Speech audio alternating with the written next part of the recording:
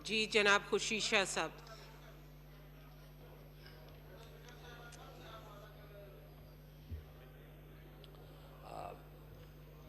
बोलिए खुशी शाह मैडम साहब। चेयरपर्सन, साहिवाल के वाक़े पे डिस्कशंस हो रही हैं और जिस किस्म का वाक़या है उस पर जितनी भी डिस्कशन की जाए वो कम है जब तक उसका रिजल्ट नहीं आता। सुना था कि आज जीआईटी की रिपोर्ट आएगी और वो भी यहाँ डिस्कस की जाएगी, मगर वो जीआईटी की रिपोर्ट अभी तक आई नहीं है, जो आज कहा गया था कि आज आ जाएगी। मैडम चेयरपर्सन, इस वाक़े के ऊपर किसी को पॉइंट स्कोरिंग करने की ज़रूरत नहीं है। ये टोटली इंसानी हमदर्दी का एक हिस्सा है, जिसके लिए मैं समझता हूँ ये पहली मर्तबा है कि आयल के इस तरफ या इस तरफ दोनों तरफ एक ही मौक़िफ़ है। इसमें ये वाक़या ज़रूर देखने में आता है, मगर ये कैसा वाक़या है जिससे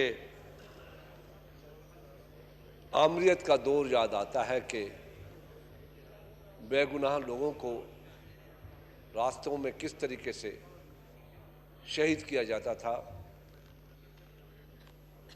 और जुल्म ढाए जाते थे। इस वाक़े के गहराई में अगर जाते हैं तो नज़र आता है कि ये वाक़या ज़रूर है, उस अदारों ने भी वाक़या किया है जो हमारे लिए तहफ़्फ़ुज़ अमन ढूंढते हैं, उनकी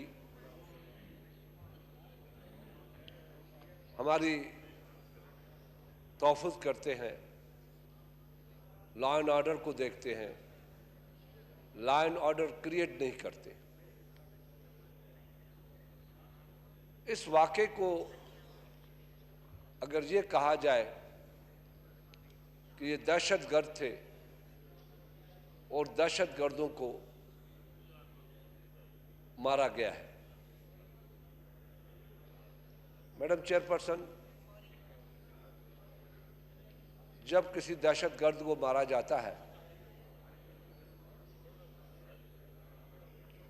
तो उसको इस तरीके से नहीं मारा जाता जैसे ये वाक़या हुआ है।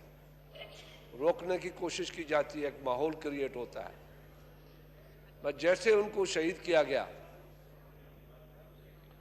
तो उसमें देखा यह गया कि वो मार के उन बच्चों को, उन बीवी को, उस शोहर को जिससे उनको असला मिला है, वो बैग उठा के आराम से चले गए। ये सारे फोटोज आए हुए हैं और इस वाक़े को अगर देखा जाए कि सूबाई हुकूमत इसमें मुकम्मल उनकी इन्वॉल्वमेंट नज़र आती है, मुकम्मल सूबाई हुकूमत उसमें इन्वॉल्व नज़र आती है और सूबाई हुकूमत के पीछे क्योंकि बार बार वज़ीर आज़म की तरफ से ये बात आई है कि सूबाई हुकूमत के पीछे मैं खड़ा हूं, तो फिर हमारी नज़र उधर भी जाती है। ये बात और कंफर्म नहीं होती अगर सूबाई हुकूमत का मौक़िफ़ नहीं आता।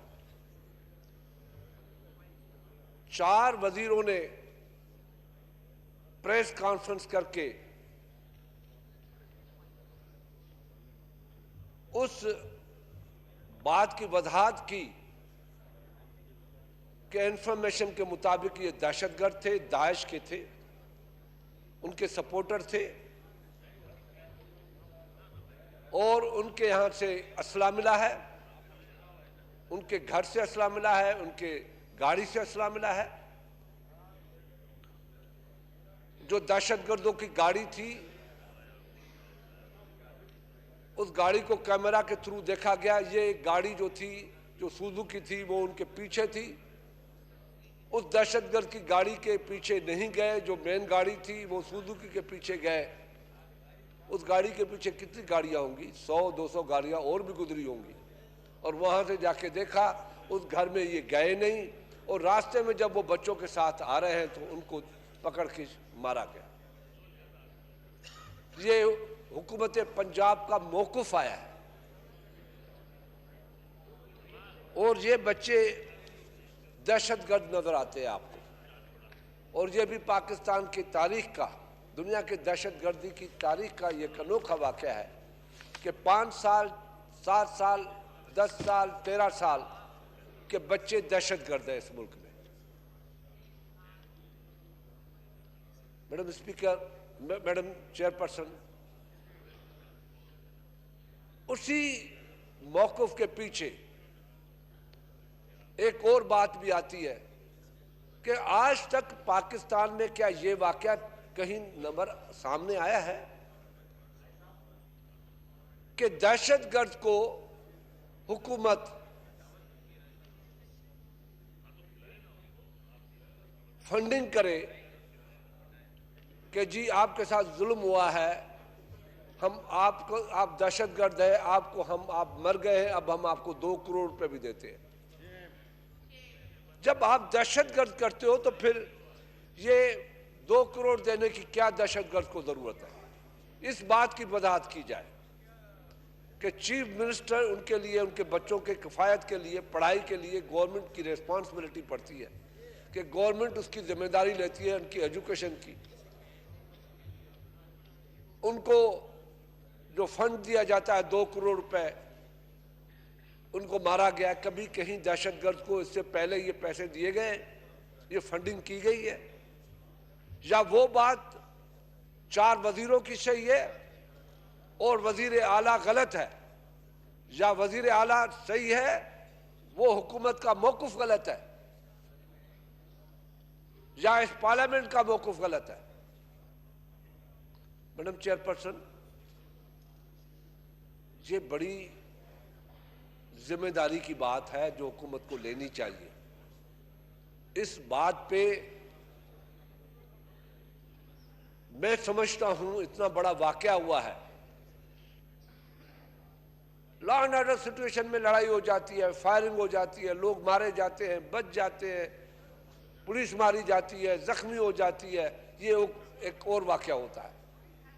बेगुनाह रास्तों में चलते हुए लोगों को पकड़ के बच्चों समेत शहीद किया जाए, मारा जाए, और फिर उसको कहा जाए कि दहशतगर्द थे, और हुकूमत कहे दहशतगर्द थे, सूबे का वजीर आला कहे वो दहशतगर्द नहीं है, उनके साथ जुल्म हुआ है, तो फिर इसका नतीजा क्या निकलेगा? हुकूमत किस तरफ बात करना चाहती है? इसकी जिम्मेदारी किसके ऊपर आनी चाहिए? जैसे मैंने कहा कि हम इसकी पॉइंट स्कोरिंग नहीं करना चाहते, मगर हम ये चाहते हैं कि पाकिस्तान के अवाम देखे कि इंसाफ हो जाए, इंसाफ होना चाहिए, इनके पीछे जो है वो सामने आना चाहिए। ये गलत इंफॉर्मेशन किसने दी, कौन जिम्मेदार है इस इंफॉर्मेशन देने का? वो देख लेते, GIT की रिपोर्ट है और मेरा ये मुतालबा है, मैं समझता हूँ सारी अपोजिशन का ये मुतालबा है, मैं समझता हूँ ये हुकूमत का भी यही सोच होगी कि इसके ऊपर, क्योंकि ये पार्लियामेंट है और मैं हमेशा कहता हूं कि पार्लियामेंट सुप्रीम है, पार्लियामेंट की जिम्मेदारी आती है इस मामलात में। मुझसे मुत्तफिक होगी हुकूमत भी, इसमें पार्लियामेंट की एक कमेटी बनाई जाए जो इसको देखे। इससे बड़ा और कोई मैं समझता हूं तरीका नहीं होगा। यही एक तरीका है कि इस पार्लियामेंट को इसमें इन्वॉल्व करे, पार्लियामेंट खुद देखे। और मैं देख रहा हूं कि पार्लियामेंट के दोनों तरफ ये बात आ रही है कि इसको, इसमें सीरियस नोटिस लिया है पार्लियामेंट में। तो इसमें कमेटी में हमारा मुतालबा है कि पार्लियामेंट की कमेटी बनाई जाए और वो इसको तशवीश करे, देखे, हाँ जीआईटी की रिपोर्ट भी आए, वही कमेटी जीआईटी की रिपोर्ट भी करे, उसके बाद आगे बढ़कर इस रिपोर्ट को फाइनलाइज करे कि इसकी रिस्पॉन्सिबिलिटी किसकी बनती है। Thank you. Professor doctor Shahnaz Bloch.